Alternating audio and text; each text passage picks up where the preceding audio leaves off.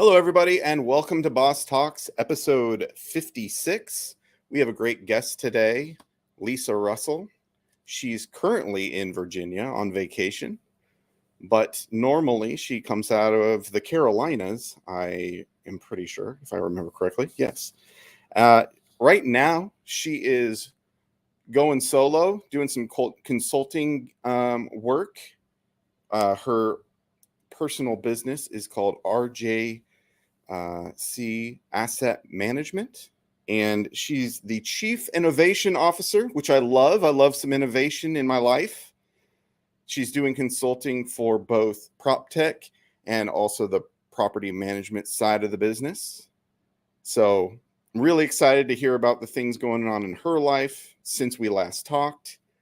Also, she had some predictions for things going on in real estate. She's been in the industry for around 36 years, if I calculated it correctly. So she's been at it a long time. She's seen a lot.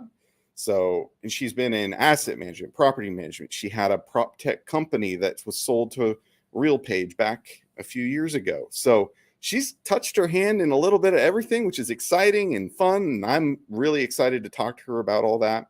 We're going to get into things like transitioning to automation to improve customer and employee satisfaction, and also just the rampant fraud that's going on in multifamily and how we're dealing with it. But I'm your host, Evan Happel. I'm with Community Boss. I'm the director of marketing for them. We have a great solution for property management in the prop tech world. We do everything from managing parking and amenities and mapping, generating revenue, all through a great user-friendly interface for your end user, the resident. So if you have any questions about that, let me know. But today we're getting into it with Lisa. So here we go. Hi, Lisa, Evan. how's it going? Great to be on. Yeah, I'm so happy to have you. I remember I actually reached out to you because you were my, I want to say at the time, 500th connect or follow for the Boss Talks page on Instagram or on LinkedIn. Correct. And I was like, hey, what about being a guest? And you were like, let's do this. And honestly, I didn't know you at the time. So I didn't know that you had not only were you enthusiastic about following the page, you also are a person that just has a breadth of knowledge, wisdom, and so much just industry like knowledge to share. And you just so much you've learned, obviously, through the years. So I'm really excited to talk to you. And I'm really wanting to know your take on, and we'll get to that, but the prediction stuff, where we're at with that, where we're probably going. Sure. and all that stuff. Let's get controversial as much as possible, obviously. Exactly. That's what I like to get that passion going. And I'm passionate about multifamily. So it's easy to speak to. Awesome. Well, thank you so much for being here. So some people, I'll just get it out of the way. They'll see I'm wearing a hat. It says Maui, the Hawaiian shirt.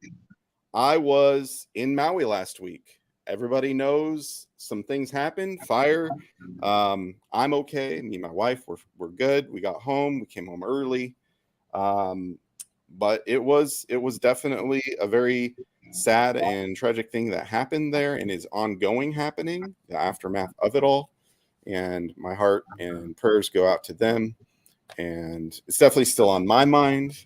I experienced that whole thing on vacation in a place I was unfamiliar with. So it's definitely an experience. Not if nothing else. But we did talk a little bit before the show, just kind of about things regarding similarly, like being ready for things, natural disasters and stuff, and how that affects even things like multifamily, like alert systems and things like that. So we'll definitely get into that a little bit in a bit.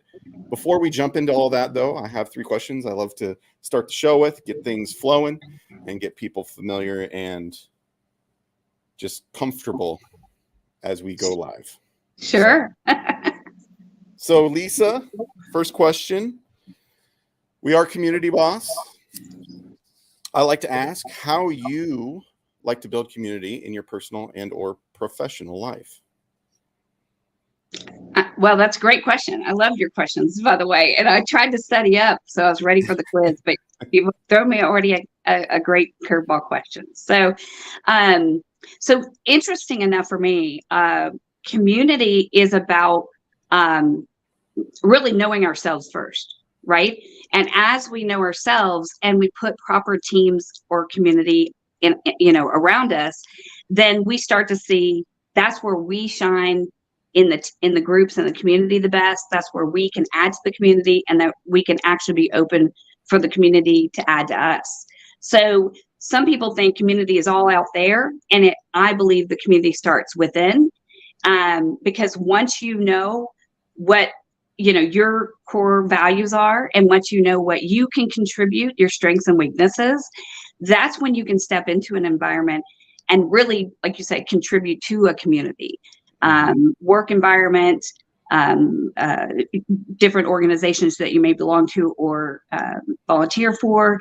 And some you have to remove yourself because you find that community is not for you because it doesn't match your core values. And so I think that for me, building community starts with self. And that's an unusual concept, but one that has really served me well. Yeah. And if you don't feel comfortable in place of work, your community, like your greater neighborhood and things like that, or you don't know people, it is hard to feel rooted and like you belong somewhere. So yeah, that does make a lot of sense. So yeah, thanks for sharing that. So next question, when it comes to community, part of that is hospitality and bringing people together. And what better way to do that than through a meal? So whether it's one you make or one you buy, what would you provide for somebody that you had over for a dinner? And you asked the craziest question to get the craziest answer for this one. I don't cook. I don't prepare sandwiches, and I have never. And so you have hit the example of the example. I just have worked, and I've traveled for a living, and I married a man that's okay with us trying different restaurants every night, and literally we do not cook. And it's actually my one like form of freedom for myself. And in kind of an interesting side note, I'm in level 8 Google guide, which means that Google tracks every restaurant I'm in, and I have a following, and I have I think 15 million on Google for my reviews. Wait, what? 15 million people have seen your reviews? They've seen my photographs and my reviews. And so yeah, when you eat out all the time, it's like natural, right? So, but what's interesting is that Google's invited me out, and actually I partake in some of the beta testing they do. And so it all started with a sandwich in actually Portland, Oregon, when I was on business, and I took a picture of the sandwich, and Google 15 years ago asked me, would you like to be a Google guide? Sign up here. And so, when you see pictures on the internet, they're mine. That's funny. So, wow. So how many, we'll get to the actual question in a second. Now I'm just curious. How many different restaurants, to your knowledge, have you been to? I'm sure it could be in the statistics, but it would have to be in the thousands. I mean, literally traveling for 9 years, every week for 9 years, all over the country for my job. And I always like different restaurants. Sometimes at home we go to the same local places, but I'll do even showcases on my Facebook page for my family and friends for like my finding local is what I call it.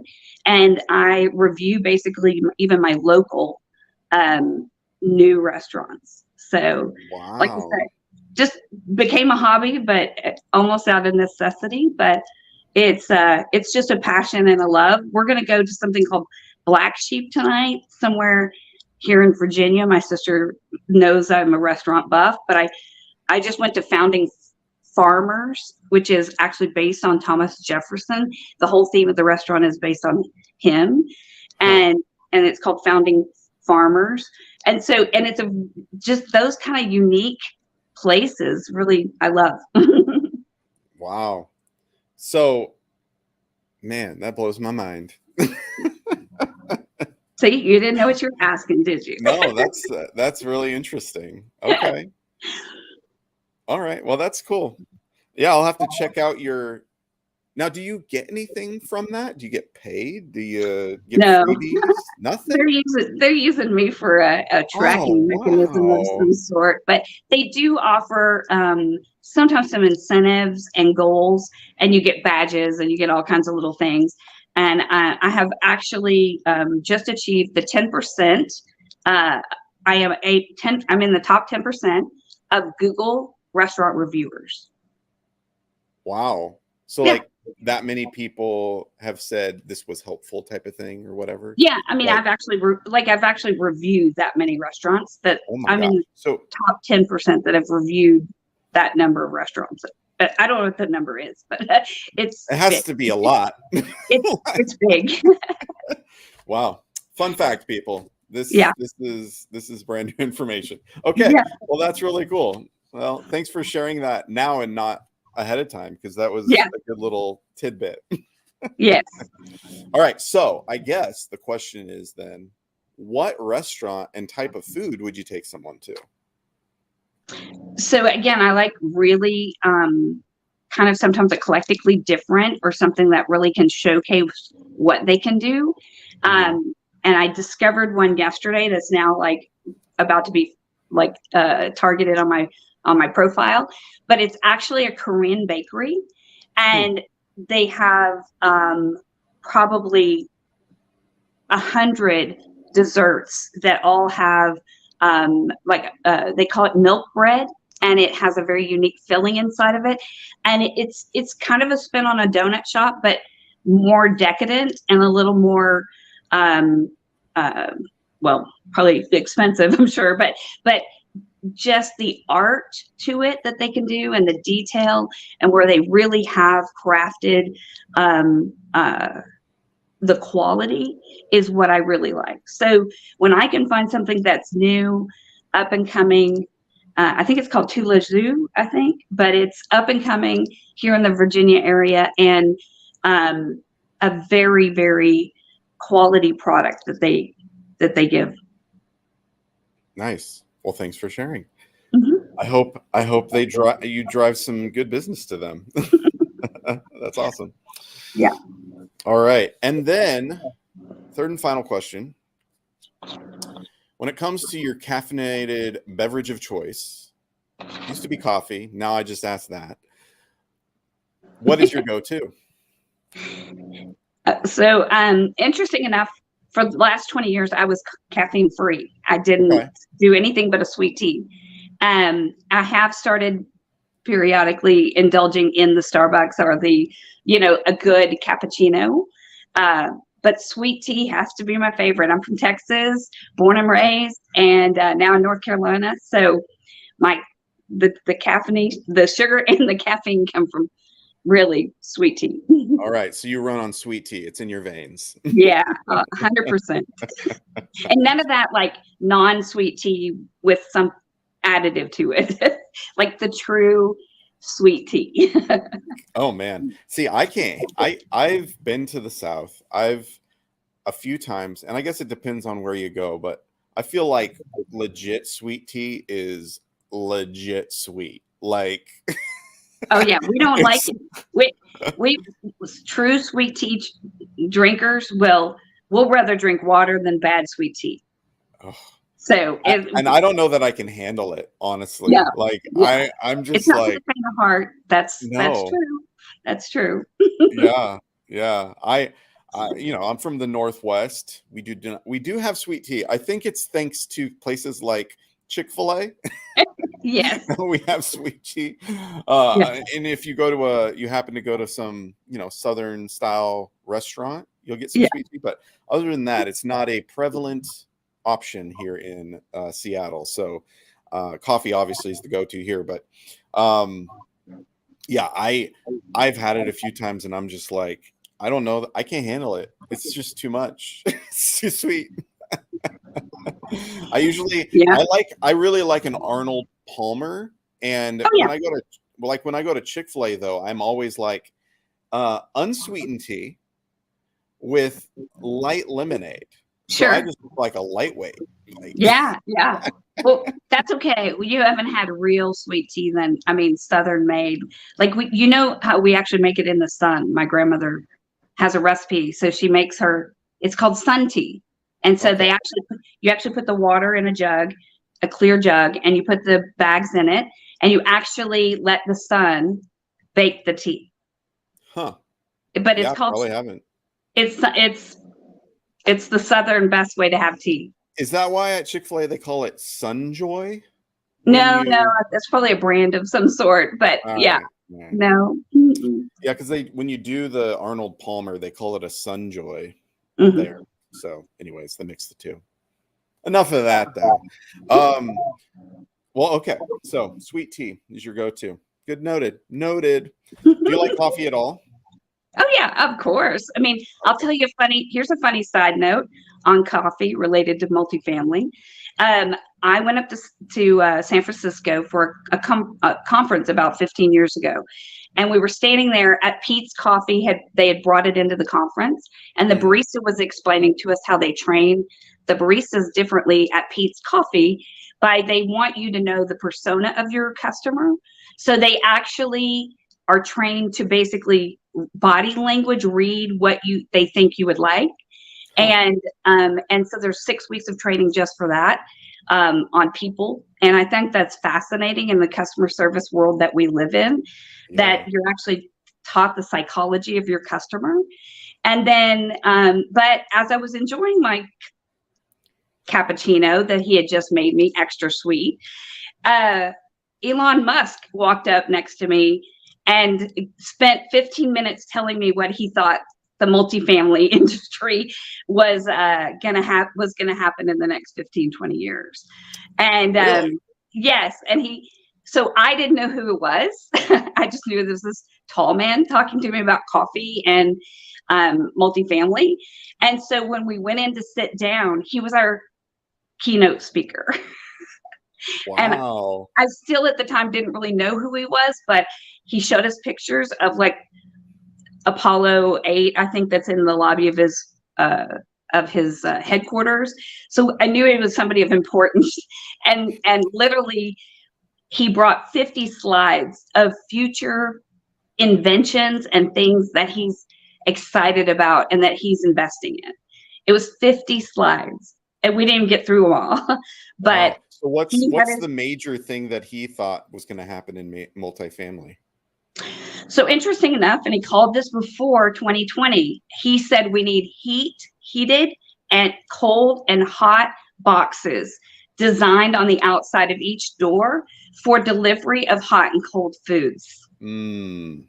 So imagine if you actually had like a foyer or something next to the apartment that had a locker, and then that locker could hold cold or hot delivered groceries and foods. Yeah. No, my brain has gone there too. I'm like, yeah, that seems so almost imagine, I mean, it was like that, like I said, and then of course DoorDash came along and like delivery of groceries. So, but I had that conversation with him well before 2020. interesting. Mm-hmm. And when was that? I went back to look at it, and I think it was 2015. So Okay. it's Spark Conference. It was their first one. So I need to go back and actually get the year, but I believe it was 2015. Okay. So, well, yeah. Look at you, just running into people, going globetrotting the world, eating at all the restaurants. This is quite interesting. All right. Well, thank you.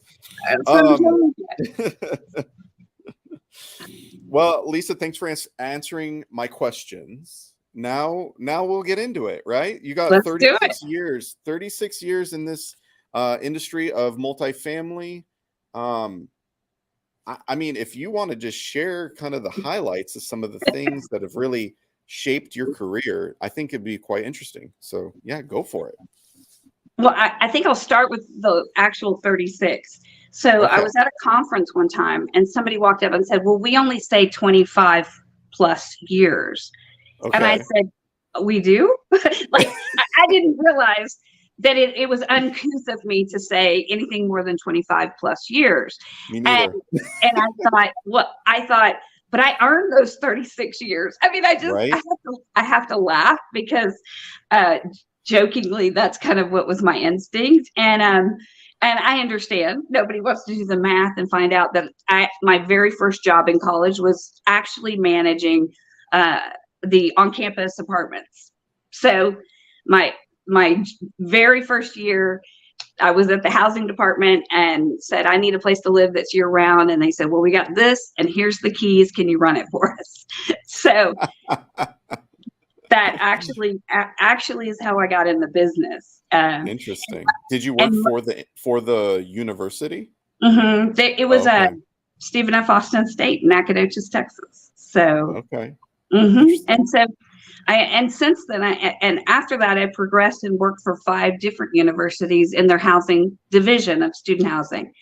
It was a great part of my career to kind of have that 5-6 years focus on where we did a lot of resident events. We did diversity events. We built community because it was more the residence hall environment. It was more about um, caring for the residents, crisis management, anything that the students needed, we handled.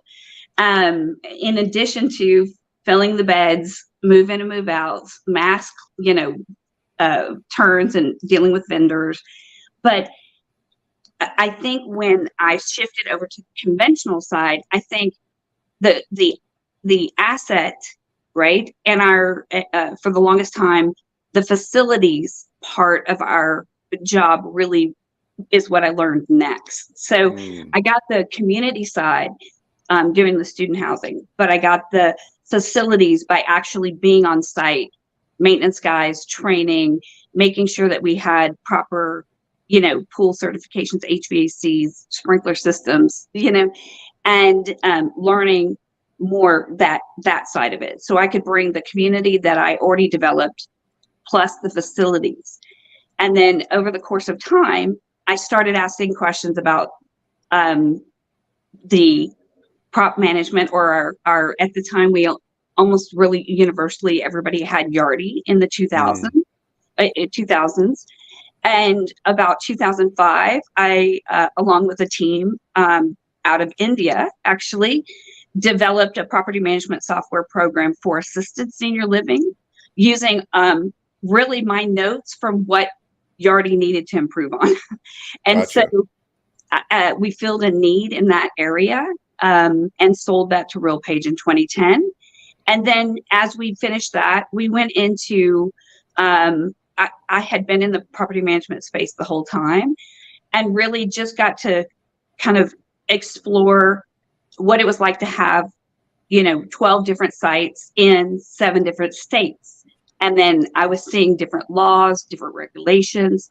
Some were very manual based states. Others were very up to date and had their own, laws and everything. And I got to see the diversity of our industry really, Right. like I said, being on a national scale. Yeah. Yeah, totally. So out of everything so far, like what have you loved the most? What part of the industry? Whether it's student, conventional, senior, prop tech, like what's the one thing that you just look back on and just your favorite? I think for all of us that are in this industry, making a difference with people and making a difference in general in our in what we do, that's what matters to me. And so that's the stuff that I can leave an organization and know that they have a developed training program now because I was a stand for them to have that, or a marketing department expanding more into the technology areas that they weren't comfortable going into, or my newest passion has been the fraud, which we, could get into a little bit, but it's where the everyday things that we do are vital, but where are we missing things? Where's the cracks that form that everybody's so busy we just kind of gloss over them, and then and that's what I like to do, is fill that need and find really what is the and I think it's in our DNA in property management, but we're problem solvers. We are we're the first responders, we're in the building first kind of people. And so I think that is why innovation, adding it to the title, for me, for myself and for my company, really sparks that. Anywhere there's innovation, we're growing. And I actually have a big giant board, that sits behind my desk. It says learn and it says grow. And anywhere where I'm doing that, happy, happy, happy. Nice. So what you're working on now when it comes to your consulting, what kinds of projects are you working on that you're excited about? Some of them I've signed NDAs. I can't talk about all of them, but Sure. some of them are, I really want to bring the AI component is really important. And we've talked about it. Everybody has like different languages for new terminology that we know in the industry. People have said centralization, specialization, and you'll notice you haven't yet heard the word automation. Like, it's like we're kind of keeping that on the back burner because we want to go through kind of a mental shift of centralization to get to automation, right?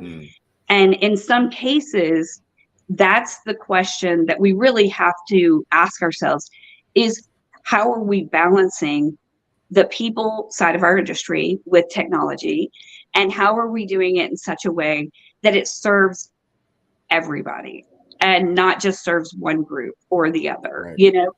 And I love that we have vendors that are bringing us new innovation every day. I love the vendor. I'm a big cheerleader for innovation. So I'm out there like, hey, have you heard about this? How about this? This app's coming. It may not need it now, but if they put it in their back pocket, that could be a year down the line that they could use that service, but they don't even know it exists. And so that awareness is another part of my goal, to kind of give back to the industry that I've been a part of. Nice. So automation is a big one for what you're seeing. And I think that was even one of your bullet points. Yeah. Transitioning to automation to improve customer and employee satisfaction. So how do you see key ways of doing that? Well, I think we have to think differently. We want to make processes and say, we did these 3 steps manually. And then we think we're building technology that says, here, we need these 3 steps done, with technology. And the truth is, what if there's 8 steps and none of these 3 are even needed any longer, right?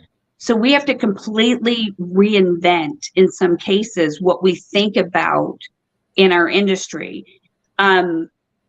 Kind of way out there, Elon Musk talking about the hot and the cold lockers, right? Yeah. So when you have that, he's speaking that kind of thing out in the world. He's saying he saw a need, he saw something that was coming up, that he felt that he was confident enough to share about it. And he wasn't worried about what I thought about that idea, or, if it was going to ever feasibly work and be cost effective or anything to that degree. He dreamed something different than what we've seen in multifamily. And we're talking about dreams here. We're talking about really, really creating. Yeah, for sure. So what's the one area that you see the biggest opportunity when it comes to that improving customer and employee satisfaction? Like, is there a specific like aspect of the job where you just think, man, if we just made some kind of tech for it, it would be a game changer? Yeah, I think my biggest is just we went to go back to community. How do we stay connected? Mm-hmm. And what is the most current way to connect?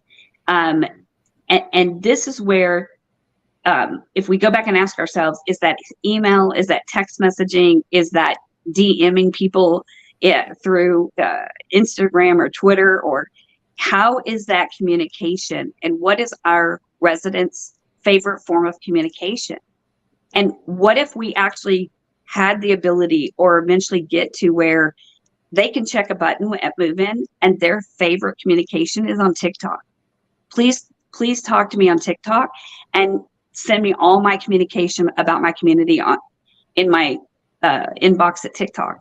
And so if we could automate that, instead of saying, here's how we communicate, really going out and finding out, how do you communicate? And what if their friend group is all WhatsApp? And we're over there struggling in the office, downloading it on a personal phone of the managers to try to figure out how WhatsApp is working. So when we talk about connection, it's really meeting people where they are and communicating and being in touch with them.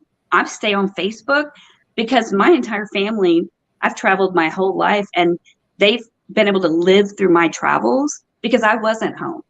And so that connection keeps me connected with my community in Texas, even living in North Carolina. So, but somebody else's newest communication, which I believe is actually TikTok, is not even really being talked about. And I said this 5 years ago, probably, about 4.5, 5 years ago, TikTok will be one of the number one communicators for us. And that we will do a lot of business off of TikTok. And that was 4.5 years ago. And we just didn't move on it fast enough. And there are communities now that are posting videos and how to take out your trash or whatever that might be. And they have a following. But that's the question, right? Can we be flexible enough to adapt to changing environments and serve people where they are? Yeah. No, I've actually had guests. My second guest, it was over a year ago, April of 2022. She's actually a customer of ours, Veronica Soto, out of Delano, California. Just a small town north of, I think, Bakersfield. And she's just in a small town, but she uses TikTok, she uses Instagram, Facebook to interact with her residents, but also people that aren't her residents. And she'll showcase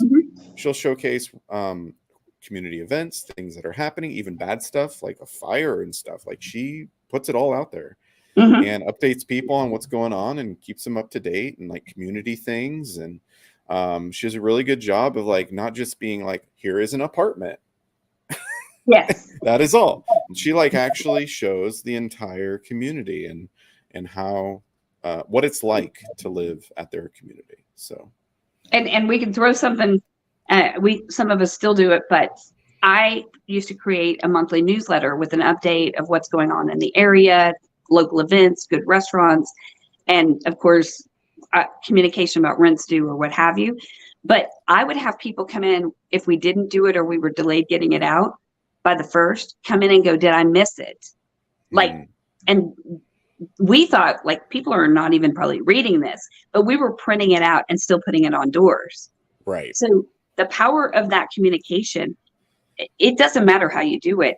You just have to do it. That's right.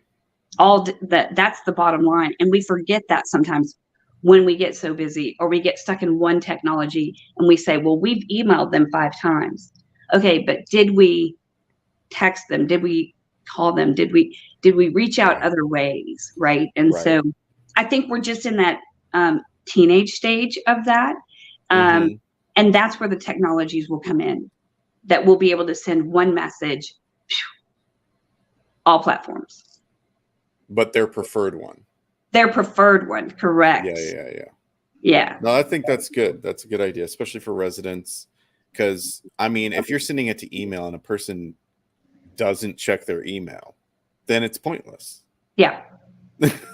That's exactly where we are. I mean, Yeah. that's where we are. And Yeah. everybody can, and because we're so diverse from, maybe locations, like what's popular in certain big cities versus a small town, or what is going to be popular within age group, whatever that might be, it's widely diverse. And I think it's a little overwhelming. So I think a lot of companies are like, oh, we're going to communicate these 2 ways or 4 ways. And that's why I think the technologies can come in and save the day on that type of stuff for us. Well, that's a good segue into something we were hitting on, was like emergency management and messaging for that, like communicating to people in a way where they're going to actually receive that emergency alert. Yes. I was just in Maui. I will tell you, I was not adequately notified of what was happening. I was there. I was a visitor. I was very uncertain about my current state of safety. And it was like after the fact that I got the notification saying I could return to my place that I was staying. And I was like, I didn't know I was supposed to leave that place. Oh no. So you got the communication, it's okay to go back, but not one that said to leave, right? Nope, nothing. Yeah. Yeah. That's not good. I mean, so I 100% can feel for that kind of crisis on, especially an island with no place to really go if you had to go somewhere. That's where you are. Really. Yeah. And to be like you said, an unknown, familiar place, you've never been there before, so you weren't that comfortable to begin with, right? So right. Yeah, but here's what we in property management do: we do that for our residents. We talk about it. We have some policy on a shelf somewhere. But are we doing a fire drill ever? We used to do those. We'd bring them out, do a fire drill, and feed them ice cream, right? But it gave us an opportunity to get them out of the building, and they take it seriously, and we communicate with that. I'm very passionate about that because I lost in a major fire many years ago. I lost 12 units, and we almost lost like several pets and some people that were sleeping. And we were in crisis management, and it happened right at 6 o'clock when the team had just kind of left, and I happened to be still sitting in the office. And then I called all my team back, and we just had to go through instinctively what we needed to do, but also what we had been trained to do. And I just don't see that as much anymore. Hurricanes, fires, active shootings. It's like, oh, if we don't talk about them, they won't happen. But in those same modules that we've created, are we practicing them? Like, do we have a code word to get everybody in the office? If you text the word active, then hunker down and call 911. Somebody's an active shooter, right? Do we have those code words amongst the team that we know those kind of things? And so it's just a reminder, it's hurricane season coming, that anybody that is out there that deals with what we're dealing with in the world today, to revisit all of those emergency procedures, because the Maui thing is a crisis and definitely unpredictable, but not being prepared, right? And you said that that's what struck me the most. You said if I could give them feedback, as the officials to the island, it was not handled the way you thought it should be, and was the communication was very lacking. So and I'll say this too, we left as soon as we could. It wasn't until Friday. That's the earliest flight we could get onto. We were just there. And it's like, if you don't know how to adequately communicate to people, like I want to say there was a lot of tourists that didn't even understand that there was a crisis happening. I'll just be honest. Because they were in tourist mode, and they were like probably not checking the internet. They weren't like looking at the news. Like they probably were oblivious to a degree. Unlike our normal residents who are at work Yeah, or yeah, sleeping or whatever. yeah, You're absolutely right. They're not yeah. everybody's tuned into local news all the time, or an adequate way to do that. So Hmm. that would be posed a question for all of us. Again, Hmm. are we uh, aware of our environment enough to know where the exits are when we go to a movie Yeah, theater, those because kind of I things, wouldn't right? I wouldn't have personally known about this except for the fact I happened to turn on the radio because we were about to go up the mountain to the crater, and they said something Oh, about a wildfire, and I was like, "What wildfire?" Like, mhm. I, and where is that? So I had to look Yeah. on a map. I'm like, "Where's this fire?" And but it was only because I happened to listen to the radio.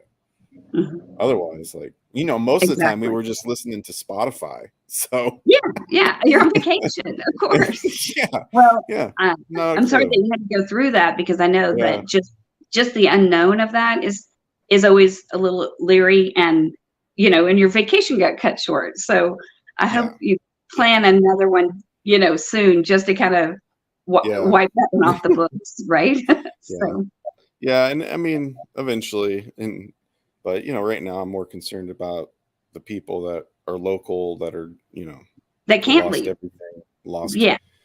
lost their home, lost loved ones. So, Well, and it's it goes to the same, though, the miscommunication, right? hmm Again, when we don't establish something as simple as communication, what we just talked about, meeting people where they are and getting that communication to them, then the miscommunication can find them as well. And hmm so, had you been given proper information and given, a little more direction, maybe you wouldn't have flown out early. Or, I'm just saying that I think that's been what we've heard the most yeah, uh, about Maui right now, is almost the miscommunication has been the news instead of the hmm tragedy yeah, um, of yeah, what's lost.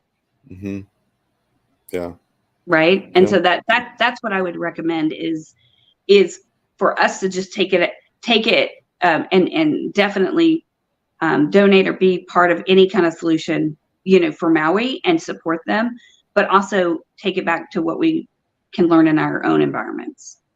right, totally. Because I Mhm. mean, there's tragedy that can happen anywhere. There can be natural disasters that can happen anywhere. Fires obviously can happen anywhere. Yeah. Um, and whether it's an intensity of heat or whatever, like, it doesn't matter. This stuff just can happen. So Right. it Right. And it that, we just and need to be ready for it. Like, yeah, yeah. And I think that's the hardest part is, you know, it, what do you prepare for? And I think yeah. even generally, um, uh, just having a basic plan sometimes is the plan. Hmm. Right. As long as everybody knows what it is. Yeah. Yeah. It's not a good thing to have a plan and nobody knows. That's like, Yeah. that's kind of when you know that the plan's not working. Yeah. When you just make the emergency exit routes, put them in frames and put them in hallways, and that's the extent of your. Involvement. Yeah. Yeah. Well, and we want to continue to learn from that, because we know that um, uh, everybody has kind of a different way of learning. They're a visual map person, like you Hmm. said. Some people want to learn by hearing information or having somebody physically knock on their door. If Yeah. you're Right. it sounds like you were in an Airbnb, so that might be a little more difficult. But I've Well, it seen was a hotels. condo. It was a Okay. condo building. So, Yeah. you But know, I've seen hotels do amazing job in the past where I've been involved, where they've communicated, had the proper bells, the proper exits, everything illuminated, and got us out of a hotel at 3 a.m. one time for a fire. yeah. So those success stories like that also are important. Yeah. Yep. That's true. And learn and disseminate the successes so that we can do that more places. Hmm. Exactly. Yeah. Exactly. Well, thanks for sharing about that. So another thing that I know has been pretty rampant is fraud, and it's something that you're touching on here, and just something you're seeing, and maybe even from a tech standpoint, you're seeing some solutions. So, what's the I guess the status of fraud right now? So, I mean, I think that it's best for me to talk about a little bit of my own history with the fraud first, Okay. so we can see the progression. So Hmm. when, 2016, 2015, 2016, I was working out of California, and we were having issues with fraudulent applications, and Yeah. we made a note of it. We addressed it. I was also at a Vegas property that had already had a lot of fraud kind of moved in, and I just attributed it to bad prior management, and kind of chalked it up, and we fixed it by running background checks on everybody on renewal, and just really having to clean it up, right? In North Las Vegas, where there's a lot of stuff to clean up. Yeah. And so I was seeing that in, like I said, 2014, 2015, 2016. 2017, when I came to North Carolina, I was going through and auditing files and looking at files and seeing paycheck stubs that didn't make sense, and procedures on things that weren't adding up. 2 and 2 weren't going 4 on some of the different files. And I just said, oh, it must be a North Carolina thing. Like, just when you work in a different environment, sometimes culturally things are handled differently in different states. Yeah. And I just kind of learned that first year while I was in North Carolina. And then I noticed again in 2018, we've got a big problem with delinquencies, skips, and evictions. People aren't really caring about their credit history, at a higher percentage than I would consider average, right? And so by 2018, 2019, I did like this extreme, I put a compliance officer in place who looked at every file. And then I did an extreme thing, which was really focused on the delinquency, because if we had people regularly paying and really were highlighting those people that weren't paying or not paying or slow paying, we were catching some of our fraudulent activity. And so I did a contest with my assistant managers. They won $1,000 when they ended the year with a zero delinquencies. And so we went into December 31st, 2019 is when we did the contest. And I had sites that the managers had 0 delinquencies. So 2020, when we went through that process, collections wasn't a problem. We had no problem with collections because we addressed it, hyper focused on the collections the last 2 years. But what we noticed was the new people coming in, because we handled the delinquency, we could focus then on new incoming. And that's when we really saw the fraud come back up in mass volume. And really what I was shocked by was the abuse that our on-site teams take by the fraudulent applicants. They believe if they can bully the leasing agent, they can get in. And Oh, wow. if they push, or they resist and not deliver the paperwork, or whatever it might be, the tactic they use in the moment, is what we saw happening with 20%, 30% of our applicants. And when that number kept growing and growing and growing, I reached out and started reaching out to prop tech companies. I started reaching out to TransUnion. I really started the alarming bell for me in about mid to late 2020. And then by 2021, we were seeing almost 40% fraud. And this is Charlotte. This is coming out of Savannah. This is Raleigh. So we really had to kind of focus in and see the extent that the fraud was coming into our environments. And so when I started to look nationally, I went to national conferences, started talking to vendors, and that's when I saw it wasn't just North Carolina. It wasn't just my environment. That's when I really realized, kind of going back through and talking to colleagues in Texas and other places, it was just as pervasive. So, Evan, this is the important part. What I thought was a local fraud group of people is a national group of people. Oh, so it's like they're just nationally. They're nationally targeting us. Wow. Nationally. And what kind of fraud? What kind of fraud is it? Application fraud. Mm-hmm. That is fake socials, fake paychecks, fake credit scores, which is socials, hiding criminal records, fake IDs. I mean, there's a couple of websites, and I won't say them on here because it promotes them, but we found websites that actually you pay them $1,500 and they guarantee you they will do the paperwork and get you moved into any community of your choice. Wow. $1,500 is what they do. And so, did this come out of people losing their job and like having delinquencies and stuff, or what do you think? Like, why the rampant? It's they moved with technology like we moved with technology. So when we had online applications, they figured out how to hack those online applications. When we have lead tracking systems, they know how to track those too. They know if we're using TransUnion. They even know if we're using Yardi versus Resman versus OneSite. They know each one of those, and they study what your actual procedure is. They'll sit down, in some cases, send somebody in and ask your leasing agent, so tell me exactly how the process works. And that leasing agent has no clue. And they go, well, first we take your file and we put it into Yardi, and then we screen it. And then they will give them the play-by-play at that property, and then they have the rule book. And this is the one thing I say about it. They do a better job advertising for residents than we do. Wow. They market to the fraud. So if you go on TikTok, credit repair, they're going to talk to you and say, we're going to help you improve your credit.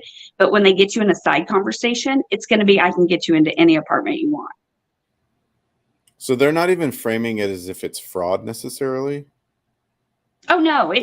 They're going to frame it like a service, but they're using fake documents to get the people into the location. To a degree, the person paying for it may not realize the tactic they're using. They're just like, oh, they got me into an apartment. I mean, I think that's probably 50-50, but they know that they're paying somebody to get them in a place that they couldn't get into themselves. Sure. So they know that at some point that is, sorry. Oh. Uh-oh. I was afraid I was going to do that. I touched the screen.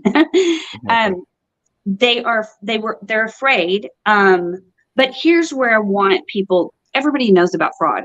I say everybody. I keep talking about it because two things happen.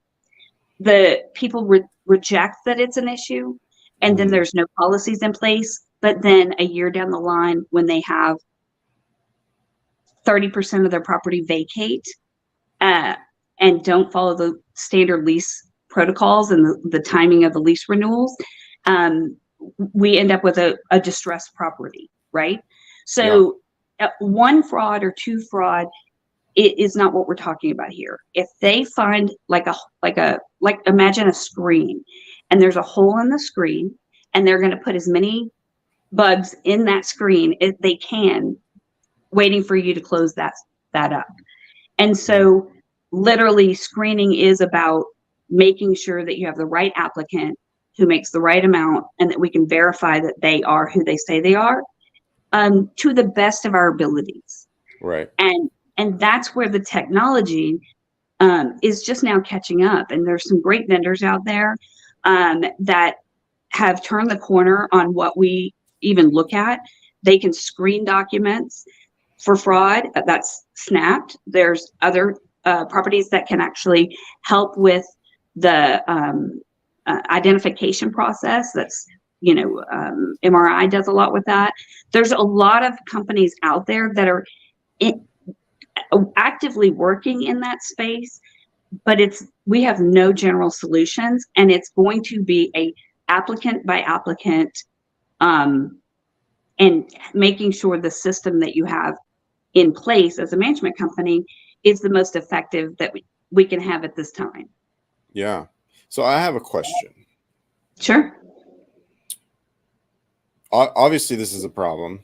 Totally. Mm-hmm. Why all of a sudden are there so many people utilizing it? Like what has happened that it would so quickly ramp up? Like that many people are being rejected at trying to rent? So that's a good question. That's a great question. When the rents exceed, obviously, the 3%, we always say 30% of your income, 3 times the rent is what we say, right? We say 3 times the rent is what you is to qualify you. And some companies have got around that a little bit, and they dropped it to 2.5. But our industry has always been 2.5 or 3. But our rents are so high that are we dropping that to 2 or 1% to avoid having this happen? We're not. We're holding at 3%, which may be an unrealistic, 3 times the monthly rent. And so again, what I said earlier in the beginning when we started talking, we've got to think completely differently how we rent apartments and who's our applicants and how are we identifying them. Personally, it's not realistic.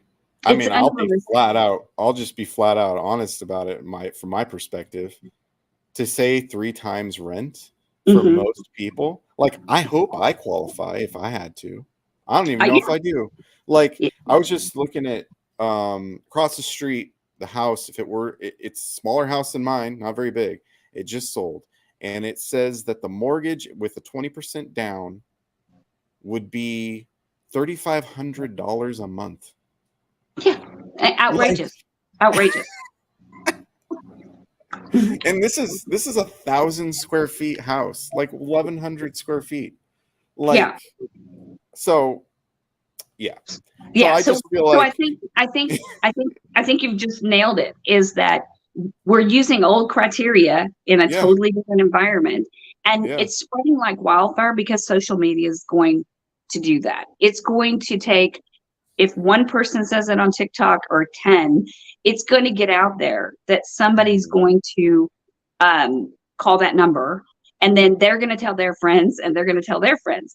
Well, we want them to tell friends they love living at this community and spread that goodwill, right? Right. And so, but that's where I think we've got to be able to take a new look at it and really make sure that we collectively are on the same page as well as an industry. And I don't see that right now. I see a lot of disparity, even in some environments that don't want to talk about the fraud at all. Right. Yeah. We need to realize the rent we're asking people to pay is bonkers. and I don't think it's necessarily. I think what we have to. I think what's the bigger question everybody's asking is when wages haven't gone up, right? So there's a cumulative, and we're seeing that as owners too. So I can take my management hat off and look at from the owner point of view and the asset management side. Our property taxes and insurances in certain locations had doubled or tripled. And insurance agencies, 9 insurance agencies went out of business in Florida after that last major hurricane. And so those people were left with no money that had paid into insurance their whole life. So we had a combination of overhead costs, technologies, cost, payroll, insurance, property taxes, interest rates, right? all of that is in a collective that Yes. both renters are having to deal with, owners and asset managers are dealing with, and even homeowners, are dealing with. Right. So Totally. yeah, so I think we need to see it as a collective instead of pointing fingers. Oh, it's just the landlords, or Oh, it's yeah. just I think it's a collective that we are going through something with this inflation and with some of the fiscal policies and all of that. I don't I can't necessarily say that we haven't had these same issues. And I was a 2008 survivor. That's what I call myself, right? Yeah. I slept in a vacant unit in California for about 8 weeks after a property crashed, and we had to actually change the staff, refigure everything, and recover a $144 million asset that overnight dropped the value to 80 million. Yeah. So when you're out there just trying to resuscitate that property and keep it afloat, that's a real struggle. And we have assets right now in that distress because of some of what we've talked about. So yeah. So I go back to saying, like with fraud, if we could get an automated solution or an AI solution or a vendor that comes in that's a full service vendor that handles a lot of what we're dealing with, then that takes the pressure off the on-site teams. So I kind of deal with I kind of look at what can I deal with. And, Vero, I did a beta test with them many years ago, and they have a great product from start to finish. Nobody in the office touches that application except for to approve it. And we really are going to have to be at that stage. We will have to be at a stage that there's no multiple files, people handling multiple files and making multiple decisions. It will have to get, my new word, automated, and really processes will need to address those. So I just encourage anybody that is experiencing fraud or that is not yet talking about it or dealing with it,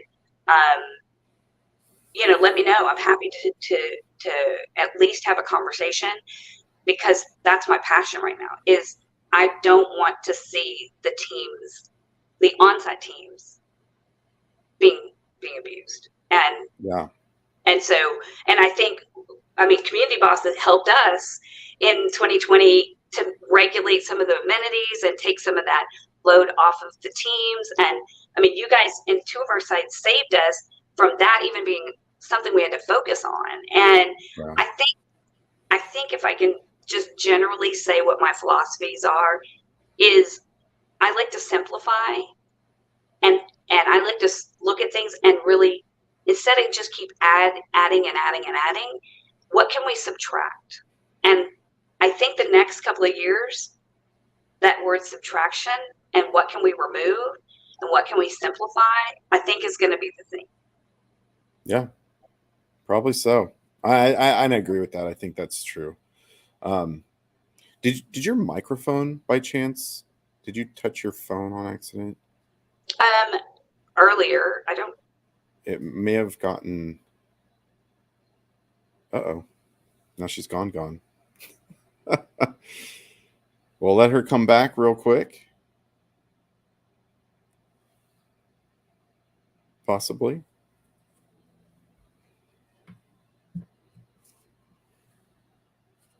Thanks to everybody that's stuck with us and been listening. Really appreciate you guys. Oh, I popped back in. Sorry. Is that better? It is better. Yeah, that's weird. Okay. I don't know. I didn't touch it, but you never know. Sometimes it happens. Okay. Thank you. Well, let's finish up. There was one last thing I wanted to ask, and it kind of ties to what we just were talking about.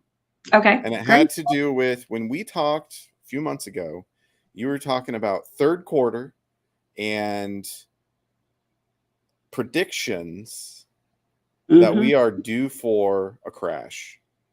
That Definitely. just like you were talking, Mhm. that you were just talking about with the insurance problems, natural disasters, uninsurability, rampant craziness when it comes to interest rates, trying to refinance and not being able to. So where are we at?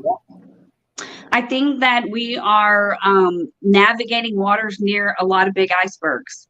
I mean, I think that's where we are, and we've got to be really, really careful at this point, because that's what I think as an industry, when we look at some of these, I kind of take it back to, you know, how's my little ship, and how do I preserve my ship to make sure I get through this, right?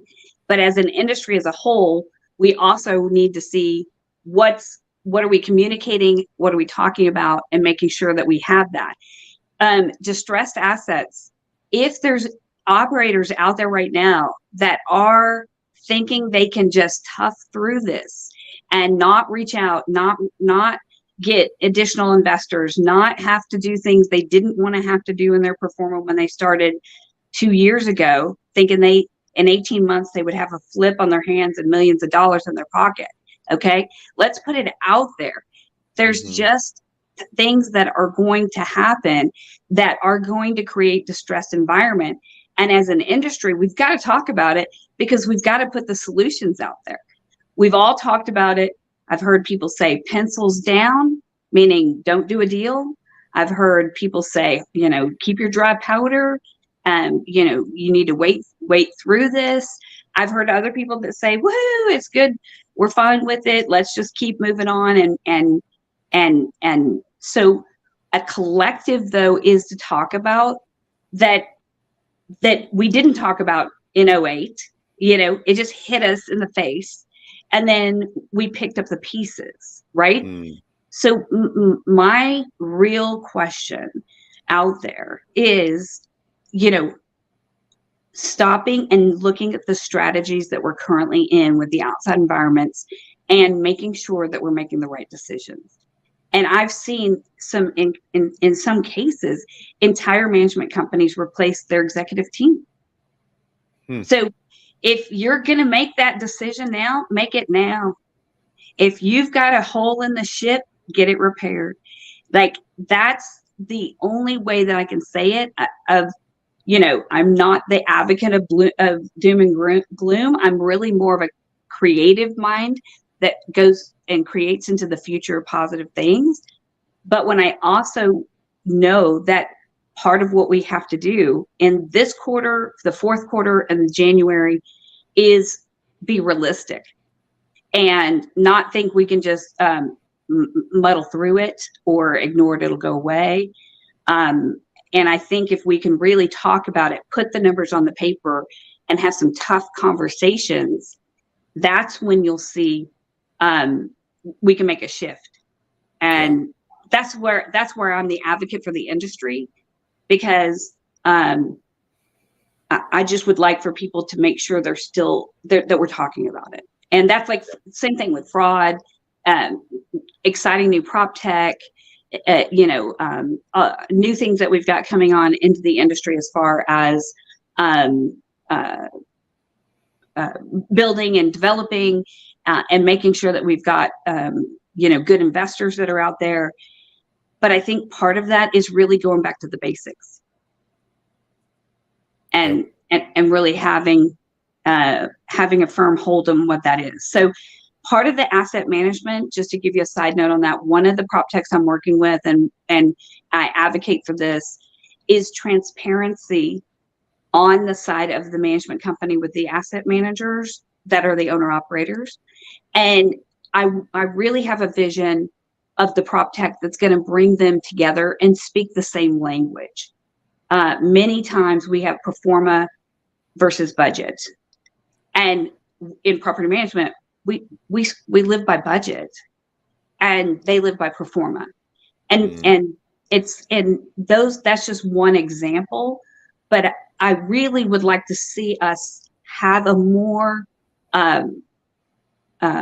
enlightened partnership, educated environment, versus owners panic and take over and want to run the management company from their side, or I see management companies that will just roll over and do whatever. Their experience doesn't matter. They'll do whatever the owner wants them to do, and they'll just drive the ship into the iceberg.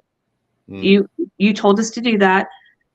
That's what we did, So I really am an advocate for having those tough conversations in our industry, and making sure that people are okay with it. That it's not they're not just rubber stamping it, I guess is the best way to put it. Yeah. Well, that's dialing it in. I mean, there's all kinds of, remote things you could say, right? And we have a great professional, educated, professional, trained group of professionals out there. You see them at the conferences. They've got 20, 30, 40 years under their belt, and new vendors coming in all the time, and reaching out to them and using their expertise in some cases to build their products. And I love that stuff, because that's when we're all getting involved and being part of really something a little bit bigger than just our day-to-day operations. Absolutely. Yeah, thanks for touching on that. And then to wrap up, we actually have a question from Christy. I love questions. There we go. Former guest of Boss Talks, and just a great person. Christy asked, based on your expertise on this topic, what should be the first thing we should seriously look at or consider before these big changes occur? Okay, so expertise on this topic. Can we clarify what this topic is? We covered quite a few. When she was talking, when you were talking, she responded to the crisis is at hand and making big shifts in like firing people and stuff like that. Oh, okay. So can you read that again so I think if I get the context of it?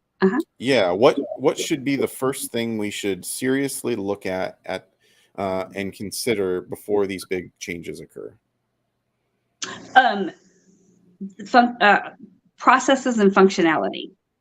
So really clear that everybody, if you are making a change to centralization, you're not doing it. You're not piecemealing it, or that some people in the organization are on one page and somebody else is on the other. It's really making sure that you have a strategy that's actually being either you can beta test stuff on the side, that's fine too. But where I'm talking about at that level is really it's just really a fire checklist, just like you would do a hurricane. Like, we've got to prepare. What are we going to do with the pool furniture? What are we going to do with the with the staff? Are they going to work from home? What is that procedure for a hurricane? We're going to say that about a distressed financial environment as well, which means if we had to start identifying things we had to cut to get, if we lost stuff, what are the expenses that would definitely have to go? What are the expenses? Where could we, what conversations could we have with the teams to make sure they're enrolled and talking about what this crisis is? You've got to make sure, if you have that checklist of responsibility for a big crisis, are you hitting all the points? And is everybody having those same conversations? The original strategies that I've done in the past, it may be a small group that really works through it, and then we disseminate it, right? But we may, in some cases, want to make sure that we're getting that information down to the lowest levels, because frankly, in 2008, I had to go to my team and say, you're not getting a raise this year, and it may be a year or 2 years before you get a raise.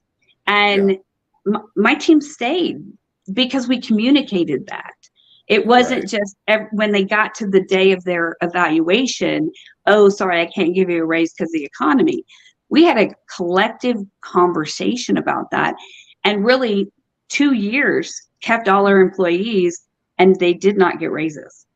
And so that was a collective communication. That was a strategic plan, and it was actually implemented well. And so I can really then say, that's the kind of tough conversations that we have to really look at. And we're short staffed right now. So that may not be one that we want to look at. So we could set that one to the side, but what's another one that we would have to take off the table?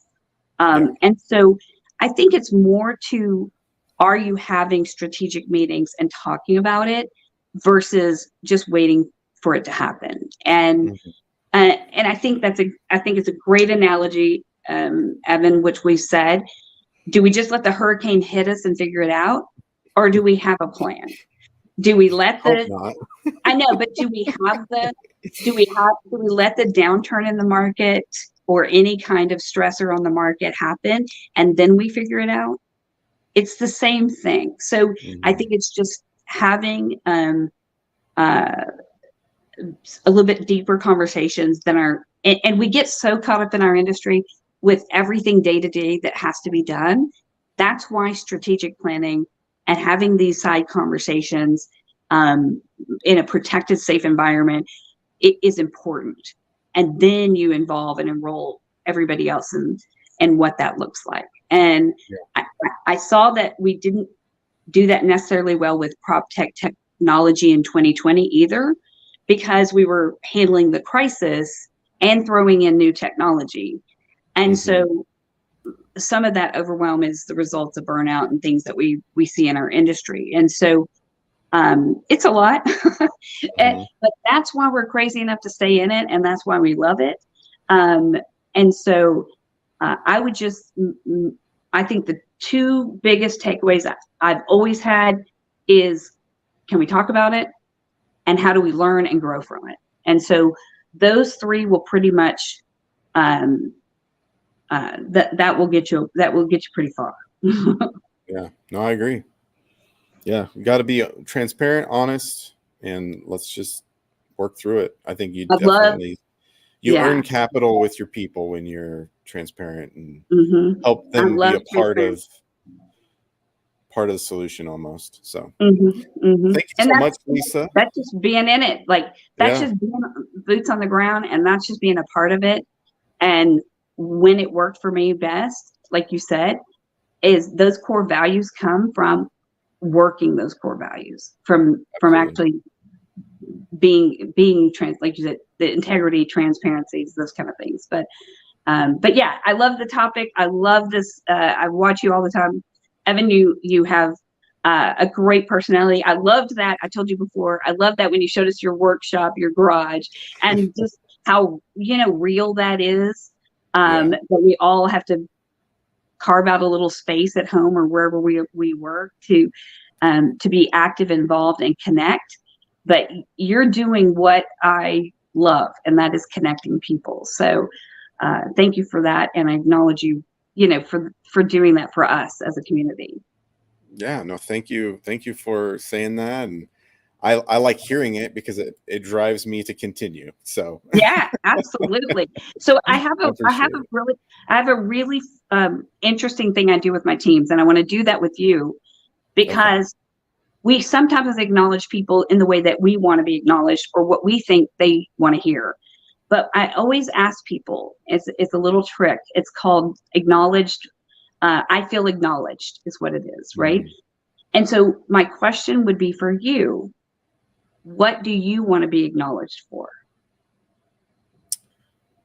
Exactly what you said. I think my natural gifting and the why I started doing this was connecting people.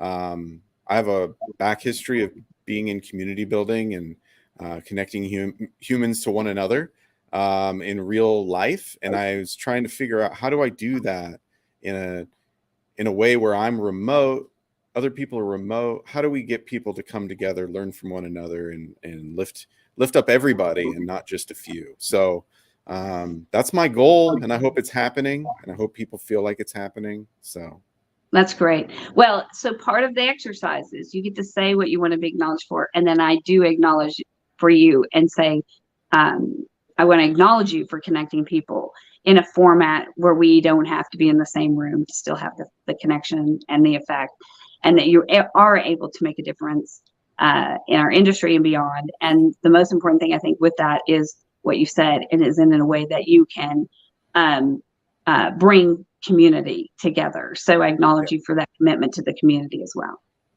Well, thank you. Thank you very much. I appreciate that. All right. All right. Thanks so much. Yeah. Well, just like Lisa jumped on, and thank you for that kind word at the end. I appreciate you being on the show today, for jumping on and responding to my requests based on you just liking our page back at 500. Now we're at 1,100 followers on our page, which is exciting.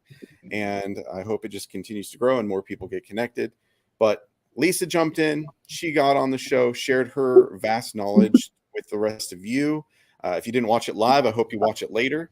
And if you want to be on the show, just reach out to me. I want to raise all people in this industry and give them a platform to share their knowledge, their experience, their expertise, why they're a boss at whatever level they are.